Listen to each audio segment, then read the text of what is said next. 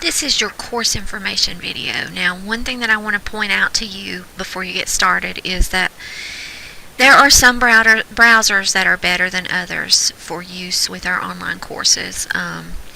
If you are using a Mac, of course the default browser is Safari, but if you log on and there are things that you can't see clearly, then just change the browser. Chrome is good for Mac.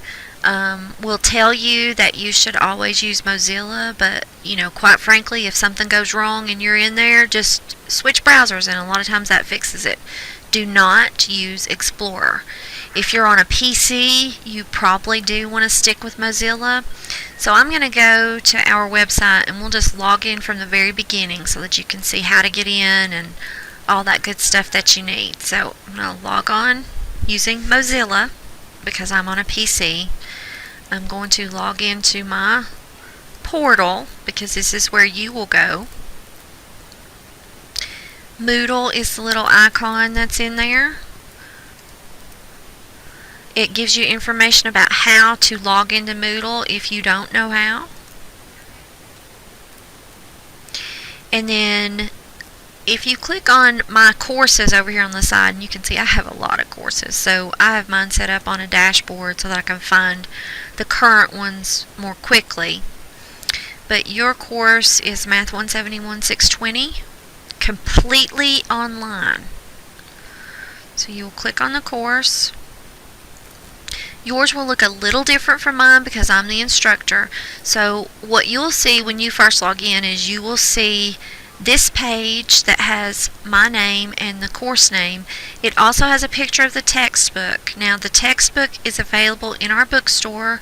It's only $71 in the bookstore. It's loose leaf. It is bundled with the online homework.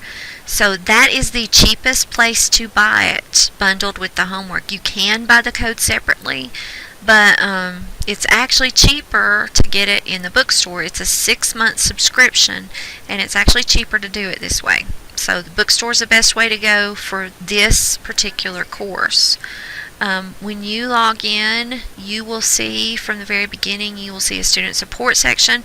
This is the section that has an explanation of some of the things that you might need on campus. There's also a place for online tutoring, especially since you're doing an online course.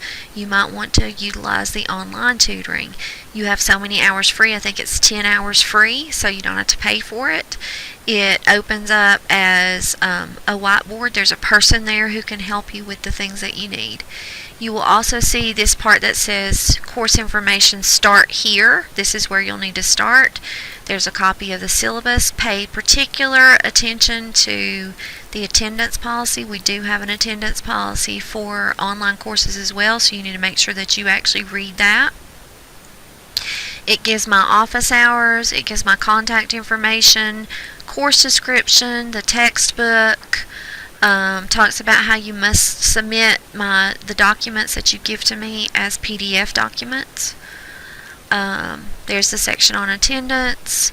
There's the section on your grading. The chapters that we cover. There's a separate tentative assignment guide that will be posted as well. If you require disability services, there's the information about that. So make sure that you read your syllabus. Then, this is the tentative assignment guide. I have everything listed that you'll be doing. These are the due dates of everything. The first thing that you're going to need to do is to take the syllabus quiz. In this course, everything's due by noon. So, of course, if you work or something like that, you're going to want to do it the day before. You're not stuck with doing it by noon on that day. You need to make sure that it is into me by noon on that day.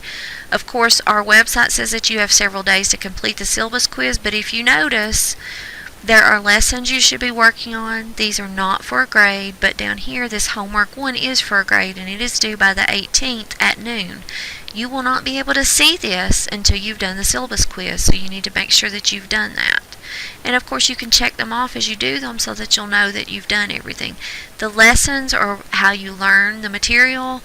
The homework, the labs, the quizzes, those are all for grades, so you need to make sure that you get those turned into me.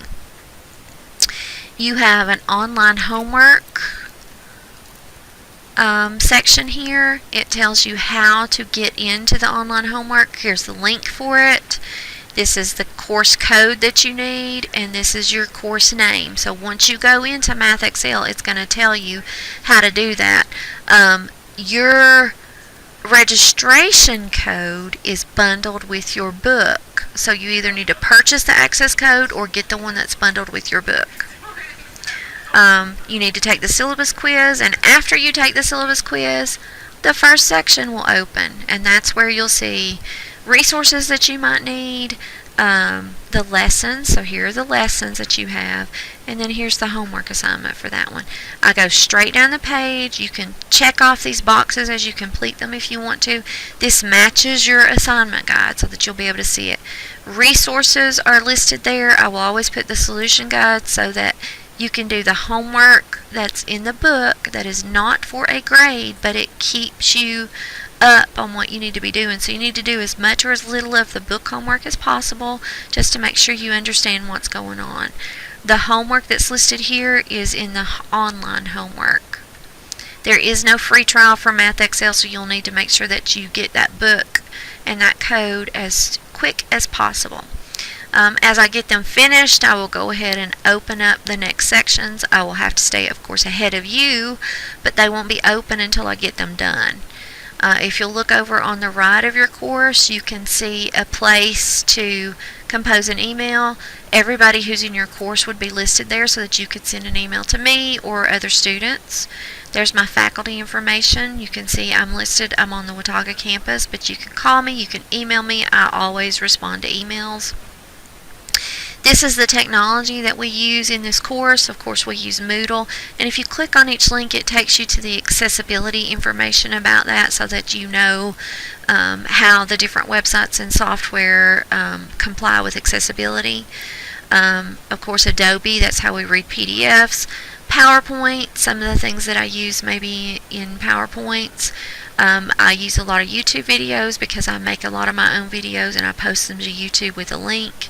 Math Excel is your online homework. Desmos is the online calculator that you can use, and of course some of you will probably have Texas Instruments calculators.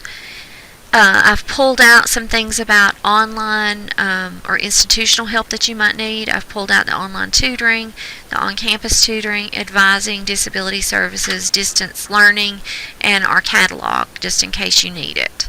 So those are the things that you have there. You can contact me anytime you have a question. I will put announcements. They will be listed over here. I will also set them to go to your email, so make sure that you're checking your student email.